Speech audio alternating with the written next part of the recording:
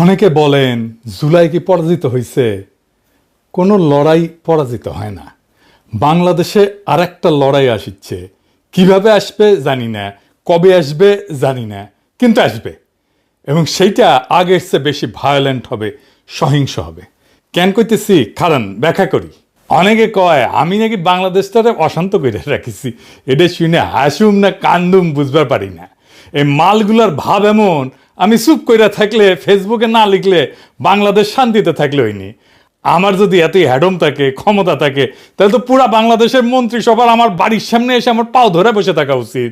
আমি চুপ থাকলে যদি বাংলাদেশ শান্ত থাকে, তাহলে তাই করা উচিত, তাই না? যেন আমি চুপ করে থাকি, আমার পাও ধরে বসে থাকা উচিত। দাদা আপনি চুপ করে থাকেন, চুপ করে থাকেন। ক্যাঙ্কা ফ্যাসিস্ট দেখেছেন, ভিন্ন মতকে চুপ করায় দেওয়াটাই তাদের লক্ষ্য। শান্তি মতো মনে হয় চান্দাবাজি আর ধান্দাবাজি করতে পারতেছে না আমার জন্যে, তাই এত রাগ এগুলার। বাংলার লুথার কিংও দেশে এসে কইছিল শান্তি আর স্থিতিশীলতার কথা, পারছে শান্তি আর স্থিতিশীলতা আনতে পারে নাই। আমি একটা নিউজ দেখাই আপনাদেরকে, কয়েকদিন আগের নিউজ। দেশের বিভিন্ন নদ নদী থেকে 7 দিনে 17 জনের মরদেহ উদ্ধার হয়েছে। প্রত্যেকটাই হত্যাকাণ্ড। হাসিনার আমলেও তো এই অরাজকতা ছিল না। দেশে শান্তি স্থিতিশীলতা আসুক, এটা তো সবাই চাইবে। দুনিয়াতে শান্তি স্থিতিশীলতা আসুক, এটা সবাই চাইবে, কোনো সুস্থ মানুষ চাইবে। কিন্তু এই শান্তি আসাটা কি আমাদের ইচ্ছার উপরে নির্ভর করে?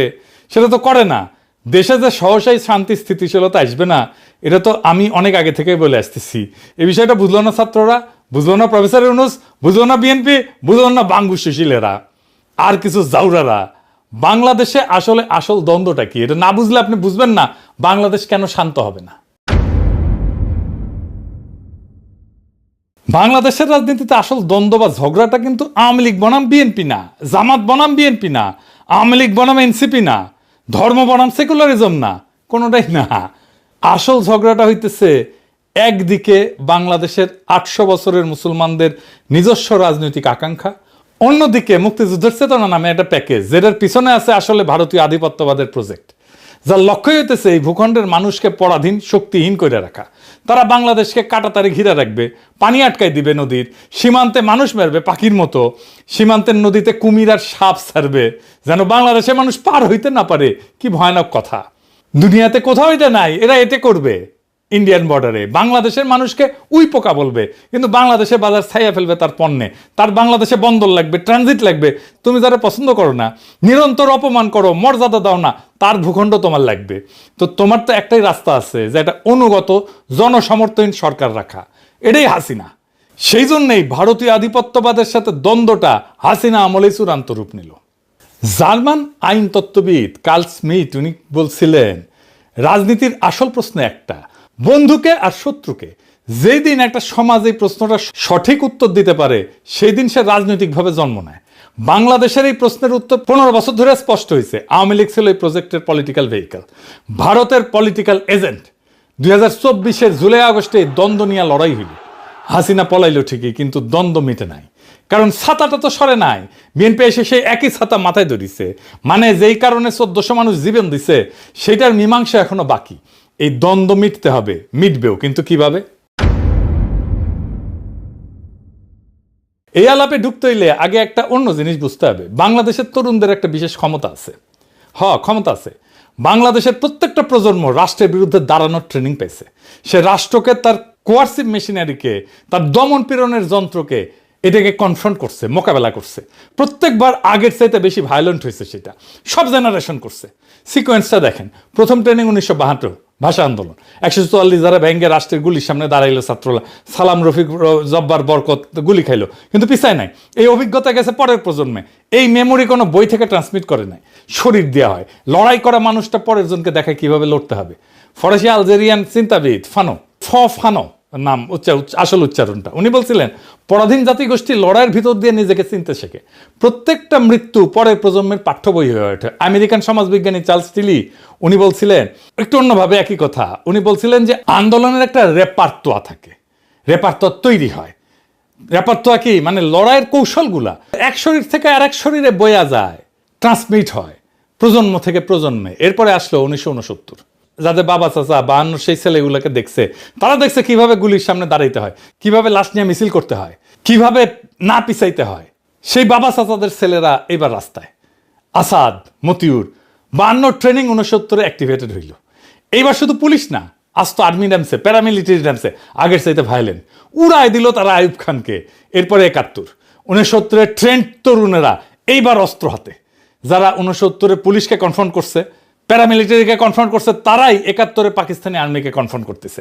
9 মাসের ফুল স্কেল যুদ্ধ, আগের চাইতে অনেক বেশি ভায়োলেন্ট। প্যাটার্নটা দেখেন, প্রত্যেকটা প্রজন্ম আগের ট্রেনিং রিসিভ করছে, প্রত্যেকবার এসকেলেট করতেছে কনফ্রন্টেশন। 71 রণাঙ্গনে সক্রিয়ভাবে লড়ছে প্রায় 1050, অনেকে বলে 30,000। যাই হোক, এই সংখ্যক তরুণ, তাদের আকাঙ্ক্ষা কি ছিল? একটা নতুন সমাজ, মুক্ত সমাজ। কি পাইল? বাকশাল। জার্মান চিন্তাবিদ হ্যানা আরেন্ট উনি বলছিলেন যে প্রত্যেকটা বিপ্লবে একটা মুহূর্ত থাকে যখন মানুষ সত্যিকারের স্বাধীনতার স্বাদ পায়, কিন্তু সেই স্বাদটা প্রায় হারায় যায়। আর সেই হারানো জিনিসটা পরের প্রজন্ম খুঁজতে থাকে। আরেন্ট এই হারানো জিনিসটাকে বলতেছিলেন বিপ্লবের লস্ট ট্রেজার, মানে হারানো ধন। 71 সেই প্রজন্মের তরুণের কাছে সেই রকম একটা হারানো ধন।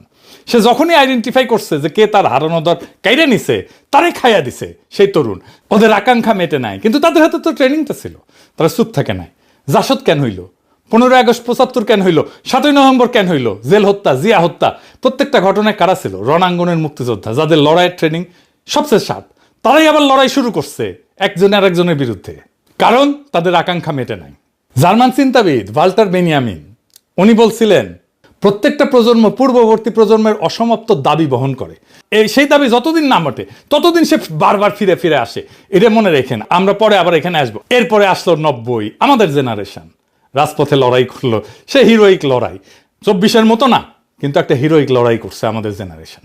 নূর হোসেনের জীবন দেওয়া, কি কাব্যিক জীবন দেওয়া, বুকে পিঠে লিখলো গণতন্ত্র মুক্তি পাক, স্বৈরাচার নিপাত যাক।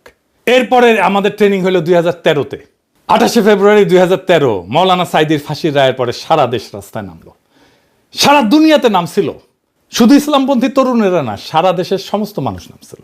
বাঁশখালী, চাঁপাইনবাবগঞ্জ, বগুড়া, লক্ষ্মীপুর, তারপর 5 মে শাপলা চত্বর। হেফাজত, একটা নতুন প্রজন্মের প্রথম বড় ট্রেনিং। সংগঠিত ইসলামিক যুবশক্তি প্রথমবার রাষ্ট্রীয় ভায়োলেন্স ফেস করলো। 2018 সালে নিরাপদ সড়কের আন্দোলন, স্কুল কলেজের কিশোরেরা রাস্তায়, ছাত্রলীগের হেলমেট বাহিনী, এই বাচ্চারা শিখলো একটা নতুন জিনিস, সোশ্যাল মিডিয়াকে কিভাবে ব্যবহার করতে হয়। তারা শিখলো ছাত্রলীগ কিরকম জাউরা হইতে পারে, কেমন বর্বর হইতে পারে। এই 2018 স্কুলের ছাত্ররাই 2024-এ এসে ইউনিভার্সিটির ছাত্র। চূড়ান্ত ক্লাস পাইল তারা। ওই ট্রেনিং থেকে ফিরে আসা ছাত্ররাই চূড়ান্ত ট্রেনিং পেল 2024-এ। আর্মি, পুলিশ, র্যাব, বিজেপি সব একসাথে নামছে। হেলিকপ্টার থেকে গুলি, 1400 লাশ তবু পিছায় নাই। এই 2024 পৃথিবীতে অনন্য। কেন? দুনিয়ার আর কোথাও বাংলাদেশের 24-এর মতো ঘটনা ঘটে নাই। তিউনিসিয়ায় 2011-তে কি হয়েছিল? আর্মি প্রেসিডেন্টের গুলি চালানোর হুকুম মানে নাই উপরের লেভেলে। মিশরে আর্মি কাউন্সিল বসে সিদ্ধান্ত নিল মোবারক যাবে উপর থেকে। ইন্দোনেশিয়ায় আর্মি চিফ সুহার্তোকে যায় বলল যে চলে যান, উপর থেকে আসলো। ফিলিপিন্সে 86-তে, সার্বিয়াতে 2000, শ্রীলঙ্কা 2022, সব জায়গায় একই গল্প। মিলিটারির উপর লেভেল ক্যালকুলেশন করছে, অঙ্ক করছে, তারপরে বলছে চলে যান। বাংলাদেশে কি হয়েছে? উল্টা। জেনারেলরা ছিল হাসিনার অনুগত, গুলি চালাইতে চাইছিল। ওয়াকার তো হাসিনার আত্মীয়, কিন্তু সৈনিকেরা, জুনিয়র অফিসাররা যারা ফিল্ডে ছিল, তারা গুলি চালাইতে রাজি না। কেন? কারণ ওই রাস্তায় তাদের ভাই, তাদের কাজিন, তাদের প্রতিবেশীর ছেলে। সৈনিকের মা ফোন দিছে, বলছে বাবা গুলি করিস না। রুশ বিপ্লবী ট্রটস্কি 1917 সালে ফেব্রুয়ারি বিপ্লব নিয়ে লিখছিলেন, সৈনিক হঠাৎ করে সৈনিক হওয়া বন্ধ করে দিল। মানে ইউনিফর্ম পরা মানুষটার পেছনের সিভিল মানুষটা ইউনিফর্মকে ছাড়াই গেল। বাংলাদেশে 2024-এর জুলাই আগস্টে এটাই হয়েছিল। ইউনিফর্ম ফুইরা আসল বাংলার পলিমাটির সন্তান বাইরে হয়ে আসলো। পুলিশ শেষ পর্যন্ত হাসিনার অনুগত, ইন্টেলিজেন্স অনুগত, কিন্তু আর্মির জুনিয়র অফিসার, ফিল্ডের সৈনিক এরা না। শেষ দিনে আর্মির সৈনিকেরা তো পুলিশের বিরুদ্ধেও দাঁড়াইছে, গুলি করছে পুলিশের বিরুদ্ধে।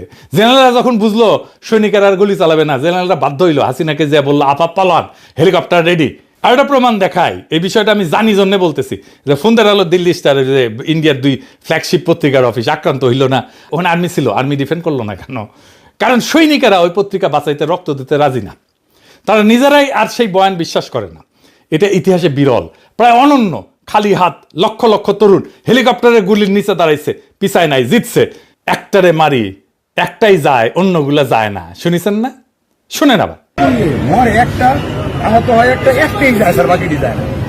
এর স্যার সবচেয়ে বড় আতঙ্কের এবং মানে দুশ্চিন্তার বিষয়। দুনিয়ার কোথাও এটা ঘটে নাই। এই লড়াইয়ের আর একটা অনন্য বিষয় ছিল যে এই লড়াইয়ে কোনো নেতা ছিল না, কোনো নেতা ছিল না এই লড়াইয়ে, কোনো পার্টি ছিল না, কোনো কমান্ড ছিল না। ছাত্ররা সমন্বয়ক বানাইছিল ঠিক, কিন্তু তারা লড়াই ডিরেক্ট করে নাই, তারা লড়াইয়ের প্রতীক হয়েছিল। লেনিন বলছিল বিপ্লবের জন্য ভ্যানগার্ড পার্টি লাগে। 2024 লেনিনকে ভুল প্রমাণ করছে। তাহরির স্কোয়ারে মিশরে হয়েছিল লিডারলেস বিপ্লব, ফেল করছে। অকুপাই ওয়াল স্ট্রিট লিডারশিপ ফাঁপা হয়ে গেছে। হংকং 2019 এই আন্দোলন ছিল লিডারলেস, হারছে। বাংলাদেশ 2024 দুনিয়ার একমাত্র লিডারলেস বিপ্লব যেটা একটা ফাংশনাল ফ্যাসিস্ট সরকারকে ফেলতে পারছে। কিভাবে সম্ভব হইল? কারণ লড়াইয়ের ট্রেনিংটা কোনো অফিসে স্টোর করা ছিল না, কোনো নেতার মাথায় স্টোর করা ছিল না, কোনো প্রফেসর ইউনূসের মাস্টার মাইন্ড ছিল না, কোনো মেটিকুলাস ডিজাইন ছিল না। এটা ছিল 1.5-2 কোটি তরুণের শরীরে গাথা। ফরাসি দার্শনিক পিয়ের বোর্দিও একটা কথা বলছিলেন, হ্যাবিটাস মানে শরীরে গাথা অভ্যাস। বাংলাদেশের তরুণদের শরীরে গত 75 বছর ধরে এটা গাথা, প্রজন্মের পর প্রজন্ম ধরে। কিভাবে রাষ্ট্রের সামনে দাঁড়াইতে হয়, কিভাবে ছোট থেকে বড় রাষ্ট্রের দমন পীড়নের অ্যাপারেটাস, যেটাকে বলা হয় কোহেসিভ অ্যাপারেটাস, তারে পরাজিত করতে হয়। এটা ক্লাসরুমের জ্ঞান না, এটা শরীরী জ্ঞান, বইয়ে লেখা না, রক্তে লেখা। কোনো নেতাকে অ্যারেস্ট করে এই জ্ঞান মোছা যাবে না, কোনো সংগঠন নিষিদ্ধ করে বন্ধ করা যাবে না, কারণ এইটা 1.5 কোটি শরীরের মধ্যে আছে। 2024 ঘটছিল কি কারণে? ভারতীয় আধিপত্যের বিরুদ্ধে মুক্তিযুদ্ধের চেতনার নামে যে ছাতা, সেটা সরানোর জন্য বিএনপি ক্ষমতায় আসার পর কি করতেছে, সেই ছাতাটাই আবার মাথায় ধরতেছে, সেই আওয়ামী বয়ান আবার তারা আনতেছে। ভারতের সাথে যে অসম চুক্তি, সেগুলো নিয়ে কথা নাই। আদানি নিয়ে চুপ, ক্যাপাসিটি চার্জ নিয়ে চুপ, সীমান্তে হত্যা নিয়ে চুপ, ট্রানজিট নিয়ে চুপ। ইতালির চিন্তাবিদ গ্রামসি একটা কথা বলছিলেন, প্যাসিভ রেভলিউশন মানে বিপ্লবের এনার্জিটা শোষণ করে নাও, কিন্তু আসল পরিবর্তনটা হইতে দিও না। সিস্টেম যেভাবে চলতেছিল সেভাবেই চালাও। লোকজনকে বলো তোমার বিপ্লব সফল হয়েছে। বিএনপি এখন এই কাজটাই করতেছে। আগের পুরনো বন্দোবস্ত, পুরনো ব্যবস্থা, পুরনো সিস্টেম সব নিয়ে আসছে। এটাই প্যাসিভ রেভলিউশন মানে যেই দ্বন্দ্বটা মেটানোর জন্য 1400 মানুষ জীবন দিছে, সেটা আবার চাপা পড়ছে। এটা বিশ্বাসঘাতকতা। এখন প্রশ্ন, এরপরে কি হবে? আর একটা লড়াই আসবে, অবধারিত। কেন বলতেছি অবধারিত? দেখেন, 4টা জিনিস একসাথে আছে। এক, দ্বন্দ্বটা মেটে নাই। যে দ্বন্দ্বটা নিয়ে লড়াইটা শুরু হয়েছিল সেটা তো মেটে নাই। ভারতীয় আধিপত্যবাদ আর বাংলাদেশের মুসলিম জনগণের আকাঙ্ক্ষার ঝগড়া, দ্বন্দ্ব, সেটা যেখানে ছিল সেখানেই আছে। মাঝখানে 1400 লাশ পড়ছে, এছাড়া আর কিছু বদলায় নাই। 2, রাষ্ট্রের ভয় শেষ। আগে মানুষ ভাবতো পুলিশ আসবে, ডিবি আসবে, ডিজিএফআই আসবে, সামনে দাঁড়াইলে মরবো। এখন 1.5-2 কোটি তরুণ জানে দাঁড়াইলে মরতে পারি, কিন্তু জিততেও পারি, এবং জিতছেও তারা। 3 নাম্বার, কোনো প্রতিষ্ঠান নাই যেটা আকাঙ্ক্ষাকে শান্তিপূর্ণভাবে পূরণ করতে পারে। বিএনপি পারবে না, স্ট্রাকচারালি পারবে না। 4 নাম্বার, ট্রেনিং জনগণের ভেতরে গাথা আছে, এটা মোছা যায়নি। টার্কিশ আমেরিকান অর্থনীতিবিদ তিমুর কুরান একটা মডেল দিচ্ছেন। উনি বলেন, যখন মানুষ পাবলিকলি এক কথা বলে কিন্তু মনে মনে অন্য কথা ভাবে, বিএনপির মতো আর কি, তখন একটা সিস্টেম দেখতে খুব শক্ত মনে হয়, কিন্তু আসলে ভেতরে ফাঁপা। বিএনপি ফাঁপা হয়ে গেছে ভেতরে, দেখেন না, কিছুই করতে পারতেছে না। সে ওই ধর্ষিতা শিশুর বাসায় গেছিল, রামিসার বাসায় গেছিল, যে ভুয়া ভুয়া শুনছে, দেখেন।